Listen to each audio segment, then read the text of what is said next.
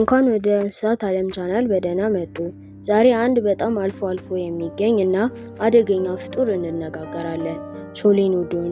ይህ እንስሳ መርዝ ያለው እንደ አይጥ የሚመስል ግን በጣም ጥንታዊ የሆነ አጥቢ እንስሳ ነው። በካሪቢያን ደሴቶች ብቻ የሚገኝ በቅርቡ ከጥቃት የተጠበቀ ፍጡር። በዚህ ቪዲዮ ላይ ስለ ታሪኩ፣ መርዙ፣ ኑሮ፣ ጥበቃው እንመረምራለን። ቪዲዮ ሙሉ በሙሉ ይመልከቱ፣ ሰብስክራይብ ያድርጉ። ሶሊኖዶን በ19ኛው ክፍለ ዘመን ተገኝቷል።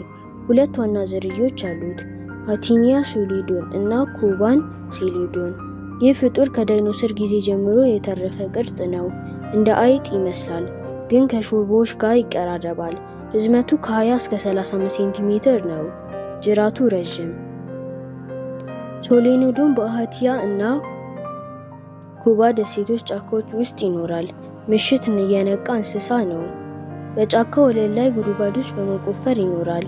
የአካባቢው ሙቀት እና እርጥበት ለኑሮ ተስማሚ ነው። በአሁን ጊዜ መኖሪያው በከፍተኛ ስጋት ላይ ነው። ሶሊኖዶን በጥርሶቹ መርዝ ያስተዳድራል። በታችኛው ጥርስ ላይ ልዩ ቻናል አለው። ይህ መርዝ ለትንንሽ እንስሳት አደገኛ ነው።